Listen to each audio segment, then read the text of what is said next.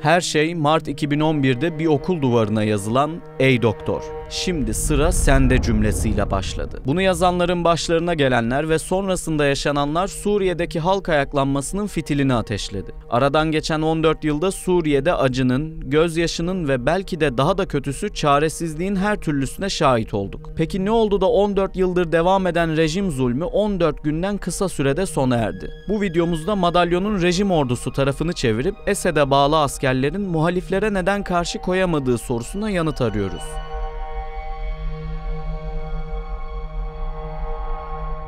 Suriye sahasında her şey o kadar hızlı gelişti ve gelişmeye devam ediyor ki gerçekten de her bir olay kendi başına ayrı bir dosya konusu. 27 Kasım'da Halep kırsalında başlayan bu sürece dair en önemli detayları ilk günden bu yana GZT YouTube kanalında sizlerle paylaşıyoruz. Ancak sizden gelen sorular ve talepler doğrultusunda bir konunun daha net anlaşılmaya ihtiyaç duyduğunu gördük. Evet, muhalifler kısa sürede Suriye haritasını baştan sona değiştirdi. Hatta daha da ötesine gitti ve Baas rejiminin 61, Esed ailesinin 53 yıllık iktidarını sona erdirdi. Ama geçmişte yaşananlardan farklı olarak bu kez neredeyse hiç direnç görülmedi. Daha net bir ifadeyle Suriye rejim ordusu sahada ilerleyen gruplara bir türlü karşı koyamadı. Peki ama neden? Bu sorunun cevabını daha iyi anlayabilmek için biraz geçmişe dönmek şart. Çünkü Esed'in geçtiği yollar, başa getiriliş şekli, aradan geçen yıllar ve bugün yaşadıklarımız arkada olan da birbiriyle bağlantılı. Beşer Esed aslında Suriye'yi uzun süre tek yumrukla yöneten babası Hafız Esed'in gönlündeki veliaht değildi. Baba Esed ülkeyi yönetirken bir yandan yerine geçecek ismi de belirlemiş ve onun en iyi şekilde hazırlanması için çalışmalar başlamıştı. Ancak işler istediği gibi gitmedi. Herkesin gönlündeki veliaht Basil Esed, Ocak 1994'te sisli bir Şam havasında trafik kazası geçirip hayatını kaybetti. O sabah Şam'dan Almanya'ya uçacak olan Basil'in Suriye'nin gelecekteki başkanı olma ihtimali hurdaya dönen araçla birlikte rafa kalktı. Tıp okuyan ve İngiltere'de göz doktorluğu eğitimine devam eden Beşer Esed işte böyle bir ortamda ülkesine döndü. Artık yeni veliaht oydu. Ancak bugüne kadar ne askeri ne siyasi açıdan yetiştirilmemişti. Yakın çevresine göre işi gücü okul olan ve aslında Suriye'de yaşamayı bile pek de istemeyen biriydi. Baba Esed oğlunu önce teğmen olarak orduda göreve başlattı. Elbette merdivenleri koşarak çıktı. 6 yılın sonunda generaldi. Orduda kendisine bağlı bir yönetim kadrosu olması için görevdeki üst düzey askerler emekli edildi. Yerlerine Esed ailesinin gölgesinde hareket eden isimler geldi. Yapmaları gereken tek şey her ne olursa olsun Beşer Esed'e destek olmaktı. Sadece orduda değil, devlet işlerini öğrenmesi için hızla işe koyuldu. Babası 10 Haziran 2000'de geçirdiği kalp kriziyle hayatını kaybettiğinde Beşer Esed henüz 34 yaşındaydı ve yasalara göre Suriye'yi yönetmesi mümkün değildi. Çünkü Cumhurbaşkanı için en az 40 yaşında olmalı maddesi vardı. Bu elbette küçük bir sorundu. Meclis tarafından alınan bir kararla bu madde en az 34 yaşında olmalı şeklinde değiştirildi. Esed böyle bir yolculuğun ardından göreve başladı. İlk dönemde halk tarafından coşkuyla karşılandı. Kafasında Suriye'yi modern dünyaya tam anlamıyla entegre etmek vardı. Daha fazla okul açılmasını istiyor,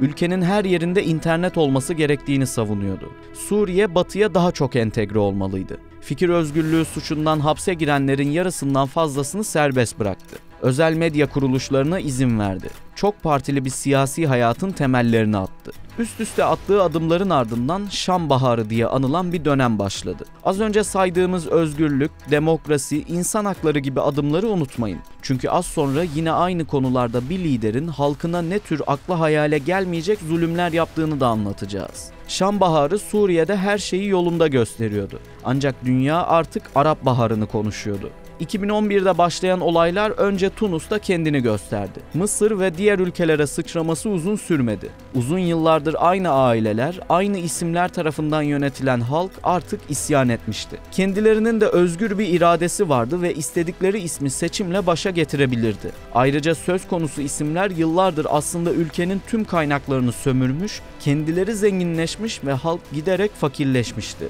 Tunus'taki protestoları Mısır, orayı Yemen izledi.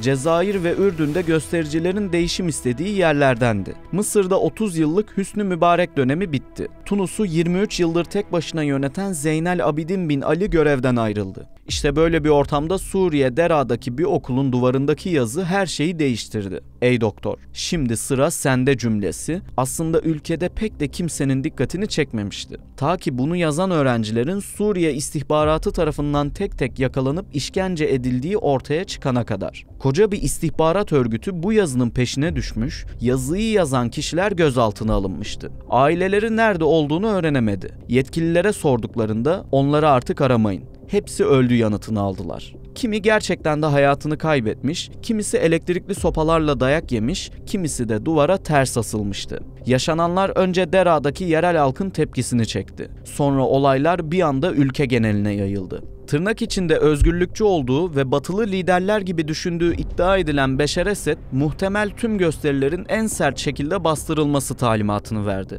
Özgürlükçü Esed gitmiş, yerine her türlü işkenceyi kendi halkına reva gören bir isim gelmişti. Bu noktada Ankara devreye girdi. Tutumunun yanlış olduğu en üst düzeyden birden fazla kez söylendi. Hatta kendisine bir yol haritası bile teklif edildi. Çünkü o dönemlerde Türkiye-Suriye ilişkileri hiç olmadığı kadar yakındı. İki ülke ortak Bakanlar Kurulu toplantısı yapacak duruma gelmişti. Ankara reform yapılacak bazı alanları nokta atışla belirlemiş ve bunu da Esed'le paylaşmıştı. Beklenti Esed'in de buna uyması ve kendi halkının refahı doğrultusunda adımlar atmasıydı. Ama öyle olmadı. Esed'e göre reformlar gereksizdi. Ülkede her şey yolundaydı. Yenilik isteyenler haindi ve başları mutlaka ezilmeliydi. Ayrıca Rusya ve İran da onun arkasındaydı. Her ne pahasına olursa olsun iktidardan düşmesine izin vermeyeceklerdi. Esed bir karar aldı ve o günden itibaren de artık Suriye'de acının, vahşetin, çaresizliğin ve gözyaşının ardı arkası kesilmedi. Ülkenin dört bir yanını internetle donatmak isteyen Esed, vatandaşlarının girdiği siteleri, sosyal medya paylaşımlarını ve diğer tüm yazışmaları takip ettiren birine dönüştü. Ülkede farklı bir siyasi partinin nefes almasına imkan yoktu. Esed'e ve ailesine karşı söyleyeceğiniz tek bir söz hapse atılmanız için yeterliydi. Hukukun olmadığı, hapishanelerde her türlü işkencenin sıradan görüldüğü bir ortamdan bahsettiğimizi unutmayın. Her ne kadar konu dışı olsa da bu hapishane meselesine küçük bir parantez açalım. Muhaliflerin ele geçirdiği yerlerde bulunan ve varlığından ilk kez haberdar olunan hapishaneler var. Bunlar çok katlı bir şekilde inşa edilmiş. Yerin metrelerce altına inilmiş. Özel kapılar yapılmış. Gün ışığı kesinlikle yok.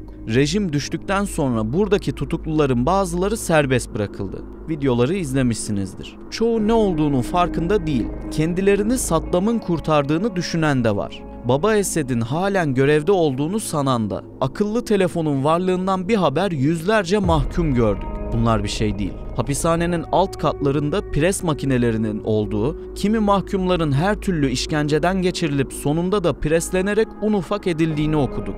Biz toprağın üstündekileri görüp hıçkırıklara boğulurken Suriye'de toprağın altında da insanın boğazını düğüm düğüm eden bir vahşetin yaşandığını öğrendik. Esed yönetiminin kısa sürede nasıl bir zulüm imparatorluğuna dönüştüğünü toplumsal açıdan kısaca anlattık. Çünkü bu çürüme aslında neden kimse karşı koymadı sorusunun da yanıtlarından biri. Bir ülkenin güvenlik birimlerinin de o ülkenin vatandaşı olduğunu, orada yaşadığını, olaylardan kendisinin ya da ailesinin doğrudan etkilendiğini unutmamak lazım. Toplumsal aidiyet duygusu denilen bir yapı var ve belli ki bu yapı Suriye'de pek çok sebepten bozulmuş. Esed döneminde Suriye'deki en büyük rahatsızlıklardan biri de ülkedeki kamu kurumlarının düştüğü hal. Zaten bugün gelinen noktada karşımıza çıkan anahtar kelimeler aslında burada saklı.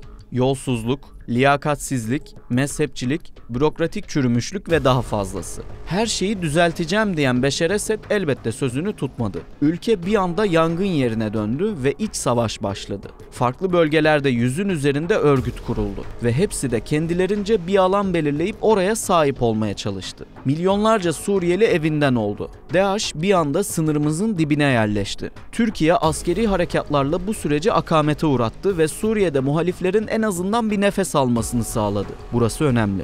Çünkü bu nefesin ve Türkiye'nin muhalifler için oluşturduğu güvenli alanın nasıl sonuçlar doğurduğuna az sonra geleceğiz.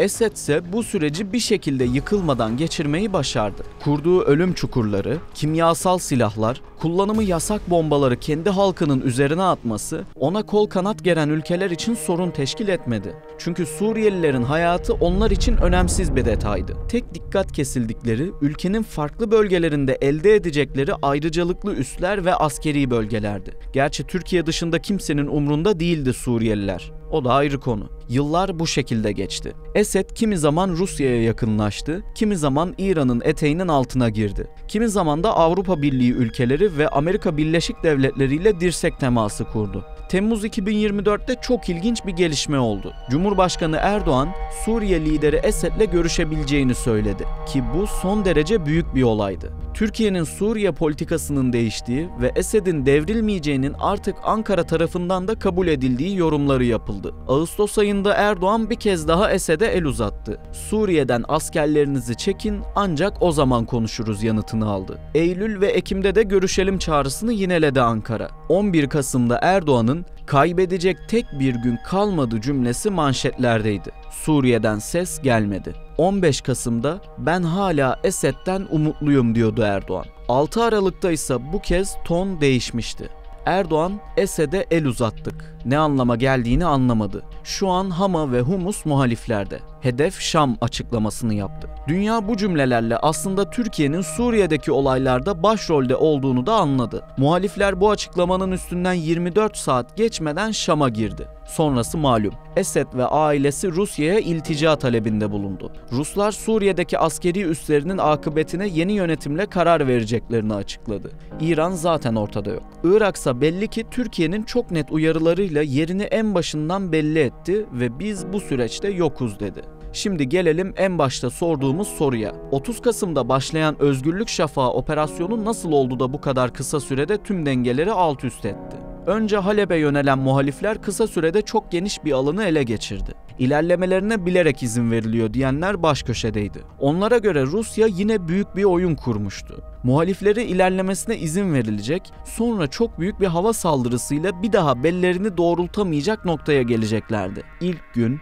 İkinci gün, üçüncü gün derken beklenen hava saldırısı bir türlü gelmedi. Hayalan olmasın, Ruslar bu süreçte birden fazla kez İdlib'deki sivil halkı havadan bombaladı. Muhalifler için ilerleme öylesine hızlıydı ki kendileri bile ulaştıkları derinliğe şaşırmıştı. Esed'den ses çıkamadı. Bugün geldiğimiz noktada Suriye haritası neredeyse tamamen yeşile, yani muhaliflerin rengine döndü. Bundan sonrasında adım adım gidelim ve sorumuza yanıt arayalım. Az önce size Türkiye'nin askeri operasyonlarından bahsetmiş ve muhaliflerin nefes almasını da sağladı demiştik. İdlib'in çevrelenip buraya kimsenin sokulmaması önemliydi. Bugün yaşanan olayların başrolündeki HTŞ burada kendine çeki düzen verdi. Düzenli bir ordu gibi davranmayı öğrendiler. Eğitimler aldılar. Ayrıca ihtiyaç duydukları ekipmanlara da burada kavuştular. Ancak bunlar yetmedi. Suriye rejiminin durumu iyi analiz edilmeliydi.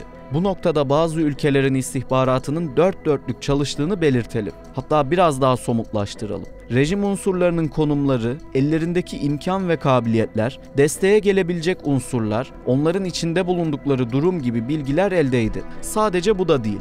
Çok detaya girmek istemiyoruz ancak şunu da aktaralım. Muhalifler operasyona başladığında Esed rejiminin Halep'te 700'e yakın askeri yıllık izindeydi. Bu bilgi dahi muhaliflerin elindeydi. Olsun, yine de kendi ülkelerini savunacak ekipmanları vardı rejim ordusunun dediğinizi duyar gibiyiz. Önce şunu söyleyelim. Suriye yaklaşık 14 yıldır iç savaşta. Haliyle güncel bilgilerle ilgili net bir veri bulmak çok zor. Savaşın başladığı ilk yıllarda 325 bine yakın askerleri olduğunu biliyoruz.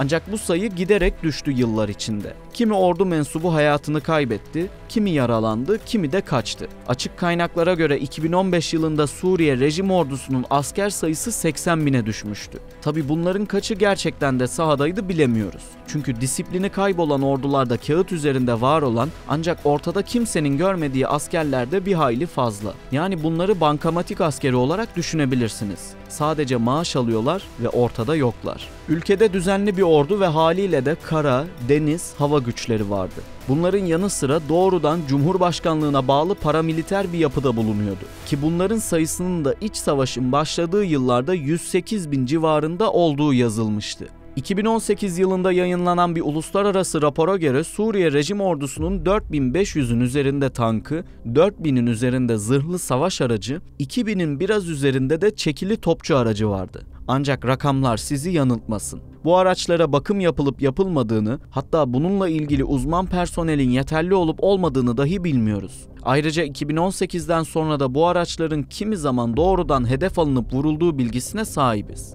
Muhaliflerin son operasyonunda yüzlerce askeri aracın da olduğu yerde terk edildiğini gördük. Rejim ordusunda görevli bir asker elindeki imkanlar doğrultusunda karşı koymak istese bu araçlar bir etki üretir miydi? Kısıtlı da olsa evet, ama bu da sonucu değiştirmezdi. Neden değiştirmezdi kısmına az sonra geleceğiz. Ülkede iç savaş yıllarının başına kadar yine düzenli bir deniz kuvveti de vardı. Oldukça kısıtlı imkanlara sahip olan bu kuvvette 14 devriye gemisi, 7 mayın gemisi, 2 fırkateyn bulunuyordu. Bu platformların büyük oranda eski teknolojilere sahip olduğunu hatırlatalım. Muhaliflerin ilerlediği alanlarda bulunan askeri havalimanlarında ele geçirilen uçakları görmüşsünüzdür. Çoğu envanterde kağıt üzerinde olan ancak uçacak mecali kalmayan eski platformlar. 2018'deki rapora göre Suriye'nin elinde çok sayıda Rus menşeili savaş uçağı vardı. Su-22 ve Su-24 ile MiG-23 akla ilk gelenler. Avcı uçak rolünü ise MiG-29 üstleniyordu. MiG-21 ve MiG-25 ise önleme uçağı olarak görevlendirilmişti.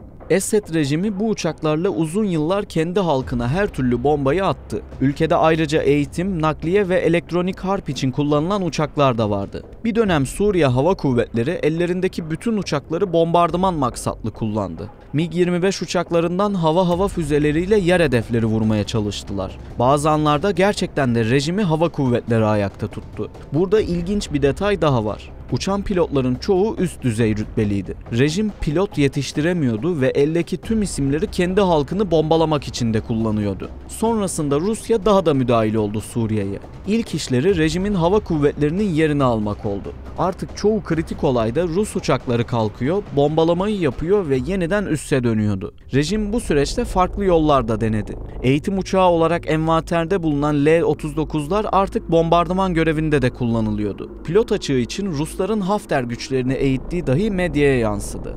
Eldeki MiG-29'larsa iç savaşta çok az kullanıldı. Rejim bu uçakları gelecek dönemdeki İsrail saldırılarına karşı sağlam bir şekilde elinde tutmayı amaçladı. Muhalifler tarafından Özgürlük Şafağı operasyonu başlatıldığında bu uçakların hiçbiri yerinden kalkamadı. Ya yedek parça ve bakım sorunları nedeniyle uçacak halde değillerdi, ya pilot sıkıntısı yaşandı ya da bu kuvveti yöneten kurmaylar saldırın emri vermedi. Şimdilik net bir şey söylemek pek de mümkün değil. İsrail'in muhaliflerin Şam'ı ele geçirmesinin ardından yoğun bir şekilde hava saldırısı düzenlediğini ve yukarıda saydığımız hava platformlarının neredeyse tamamını vurarak yok ettiğini ekleyelim. Suriye'nin halihazırda bir hava gücünden bahsetmek artık imkansız. Envanter kısmına nokta koyup devam edelim. Rejimdeki çürümüşlükten bahsetmiştik. Ordu öyle bir hale gelmişti ki Esed ailesiyle aynı mezhepten değilseniz askeriye de yükselmenize imkan kalmamıştı. Mezhepçilik Suriye ordusunu damarlarına kadar ele geçirdi. Askerlerin Esed için savaşacak en ufak bir motivasyonu yoktu.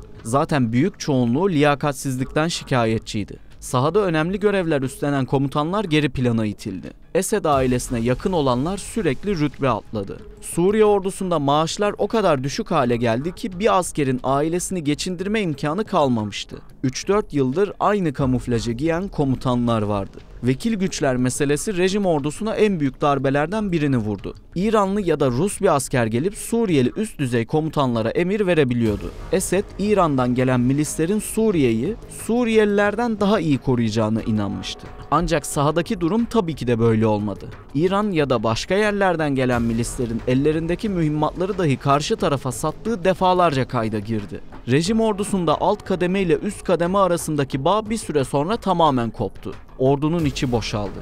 Emir komuta zinciri bozuldu. Merkezden gelen emirler sahadaki komutanların umrunda olmadı. Bir kez daha altını çizelim. Suriye rejim ordusu içinde Esed için kurşun atacak, canını ortaya koyacak kimse neredeyse kalmamıştı. Ve geldiğimiz noktada düzenli bir Suriye ordusu da yoktu. Milis yapıya dönüşen ve 150'den fazla grubun yer aldığı bir kör düğüm vardı. Sadece bunlar da değil. Elbette en kritik husus Rusya ve İran'dan beklenen yardımın bir türlü gelmemesi.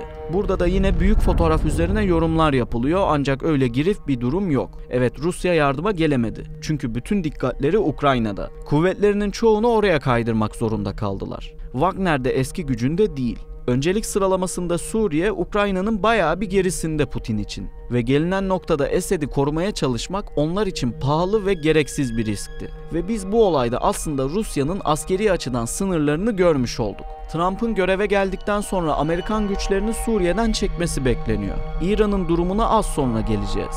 Putin böyle bir ortamda elini tek başına taşın altına sokmak istememiş olabilir. Eğer elini taşın altına koyup burada bir etki üretmek istese başarılı olabilir miydi? Net bir cevap vermek zor. Gelelim İran'a. Belki de Suriye'nin en büyük kaybedeni. İran burada uzun yıllardır Hizbullah başta olmak üzere farklı gruplar üzerinden büyük bir hakimiyet kurmuştu. Ama onların da 10 yıldan uzun süredir ilmik ilmik işledikleri plan 10 günde yerle bir oldu. Her şeyden önce İsrail'in Filistin'deki soykırımına eş zamanlı olarak Hizbullah'ı ve İran'ın diğer vekil güçlerini vurması buradaki en önemli olay. Hatta İsrail aradan vekilleri çıkarıp doğrudan İran'ı da hedef aldı. Hizbullah neredeyse yönetici bulamayacak halde. İran kendi Cumhurbaşkanını, Dışişleri Bakanını helikopter kazasında kaybetti. Çok kritik isimlerin suikasta uğramasını engelleyemedi. Sadece telsiz operasyonuyla 3000'den fazla Hizbullah üyesi ya hayatını ya da en az bir uzvunu yitirdi. Yani İran'ın sahada etki üretebilecek bir pozisyonu kalmadı. Haliyle Esed'in yardımına da gidemedi ve çok hızlı bir şekilde geçiş sürecini destekliyoruz deyip kenara çekildi.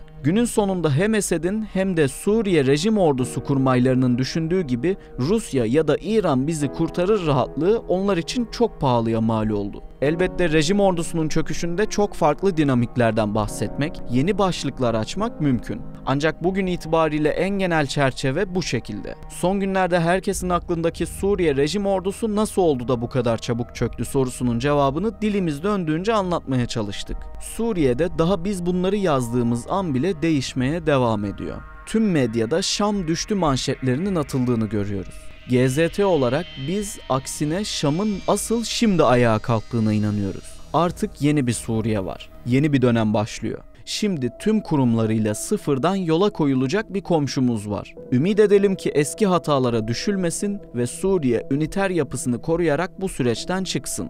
Bu konuda sizin de düşüncelerinizi çok merak ediyoruz. Rusya ve İran sizce neden tüm bu yaşananlara izin verdi? Ya da ne oldu da Suriye rejim ordusu kendi ülkesini koruyamadı? Esed'in bir gün Suriye'ye yeniden dönebileceğine inanıyor musunuz? Lütfen hem cevaplarınızı hem de yorumlarınızı bizimle paylaşın. Yeni bir videoda görüşmek üzere. Şimdilik hoşça kalın. Sadece bunlar da değil. Elbette en kritik husus Rusya ve İran'dan beklenen yardımın bir türlü gelmemesi. Burada da yine büyük fotoğraf üzerine yorumlar yapılıyor ancak öyle girif bir durum yok.